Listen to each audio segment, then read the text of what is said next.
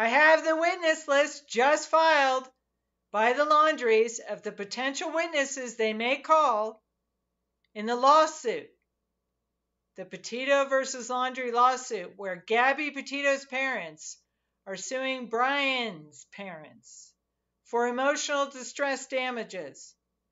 So guess who's on the witness list? And guess what? It's giving me a big clue on a potential defense that the Laundries may present at trial. Hi there, I'm Michele Hagan. I'm a legal analyst and a former prosecutor. You may recognize me because I've done a lot of videos on the Petito versus Laundrie lawsuit, and I provided a lot of legal analysis on the Elizabeth Holmes case, as well as many other trials. So I'm going to walk you through the Laundries' potential witness list, their initial witness list, and I'm going to give you my take. So what's your analysis? Because this video is simply my opinion.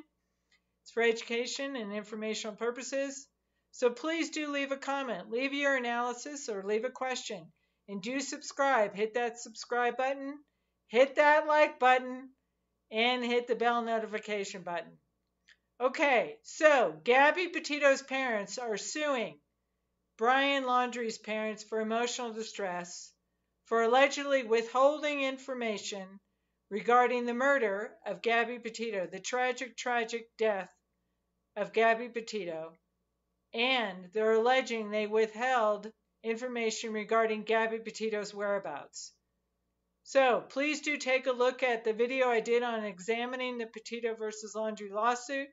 That'll fill you in on the allegations that they claim that the Laundries did or did not do, whether they withhold information, whether they knew that Brian had murdered Gabby Petito. All right, so the trial is scheduled for August of 2023, but the Petitos have filed a motion to dismiss, to throw out the Petito versus Laundrie lawsuit, and that will be heard on June 22nd, 2022. So if you want to listen to the hearing on June 22nd, I did a video on the motion to dismiss hearing. That'll give you the link to listen, the audio recording, as well as you can also watch it by way of Zoom. So let's take a look at who's on the witness list, the Laundries' witness list of who they potentially could call at trial, and what clue it gives me as to a potential defense or pointing the finger at someone else other than the Laundries for the cause of the emotional distress. So let's take a look at the witness list. I'll share that with you. They just filed this last Friday at the court. So it says May 20th is when they filed this, so last Friday. This is their initial witness list. This isn't the final witness list. They have the right to amend or add witnesses as they go through preparing this case for trial, if it goes to trial. So Joseph Petito and Nichole Schmidt are the plaintiffs. Those are the ones bringing the lawsuit. Those are Gabby's parents suing Brian's parents, the defendants, Christopher Laundrie and Roberta Laundrie, for emotional distress. So the defendants, Laundrie's initial witness and exhibit list. I'll go through this with you, walk you through it. So they're saying pursuant to the case management report, which, by the way, in the case management report, I did do a video on that as well.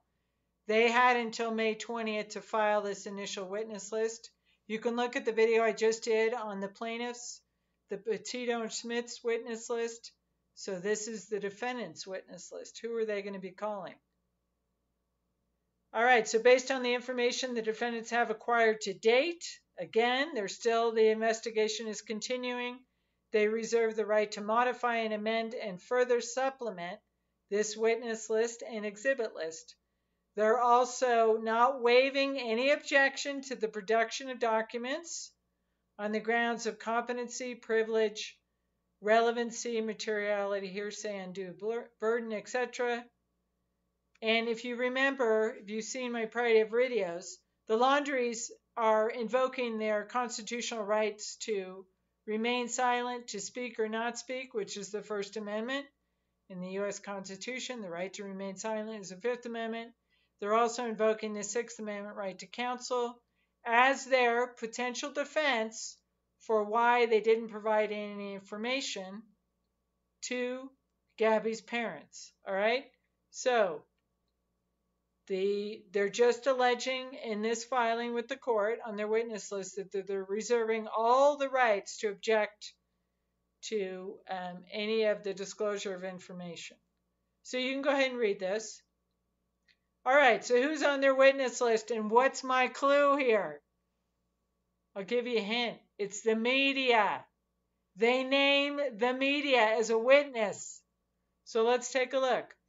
So any individuals listed on the plaintiff's initial witness and exhibit. So anybody that Gabby's parents name on their witness list, the Laundries are saying we could also call them as a witness as well. Any individuals identified in the complaint or the amended complaint, as far as I remember, and you can go ahead and look at the Examining the Lawsuit, the Examining the Petito versus Laundrie Lawsuit, which is the complaint, where I walk you through it. So it's basically Gabby's parents, Brian's parents, potentially Gabby's siblings, because they do say the word siblings in there. All right, so the parties to the above action, that would be the Petito Schmidts, Gabby's parents. They also say law enforcement personnel. So Gabby's parents named the FBI and the North Point Police Department. The Laundries are also naming the Sarasota County Sheriff's Office, the Suffolk County Police Department, and any other law enforcement agencies in Florida, New York, and Wyoming. Okay? Wyoming is where they found the remains of Gabby Petito. Tragically, she was killed, murdered. And anybody involved with any police, law enforcement involved in or with information regarding the investigation of Gabby Petito's death. So that's going to, the cause of Gabby's death, right? Maybe that's going to be disputed by the Laundries. And look at number 5. This is the clue. As a potential defense or pointing the finger at somebody else for the cause, I think, in my opinion, again, I could be wrong, but they're saying here, any media whose published stories covered or with information regarding the investigation of Gabby Petito's death and sources of publicly available information regarding the investigation. Why are they naming the media? I think they're naming the media because one of the elements that the plaintiffs, Gabby's parents, have to prove in an emotional distress lawsuit, they have to prove that the distress was caused by the Laundries. So I think the Laundries are saying, no. The cause, a potential cause of your emotional distress that they allege that was caused by the Laundries, I think, are now saying, we're going to point the finger at the media. Maybe that's why they're also naming the media as potential witnesses. Why? Because maybe it's the stories that the media put out there, the coverage that the media put out there. And again, I'm just guessing here. Maybe it's the media stories that caused the emotional distress, the intentional infliction of emotional distress was caused by the media stories, not by what the Laundries did or did not do. I don't know. What do you think? Why do you think they're naming the media? Any persons identified in any responses regarding requests for production of documents? And again, the media could be required to turn over any of the recordings, the interviews that they may have had with anybody potentially involved in this case. Maybe the coverage, the stories that they published, the news stories, maybe they're going to claim that contributed. Or any other documents that were produced by any potential witnesses. Any persons revealed in any answers and interrogatories. Again, that's any witnesses They may have overheard conversations or had conversations with any of the parties. Any persons revealed in the depositions. The depositions are the oral questions that witnesses, potential witnesses, or parties are asked by lawyers. By identifying individuals, defendants make no representations. So even though they're identifying in this witness list, they're not making any representations, concessions, or admissions concerning the knowledge or competency of any particular individuals. The defendants reserve the right to object on the grounds of privilege, relevancy, competency, materiality, hearsay, etc.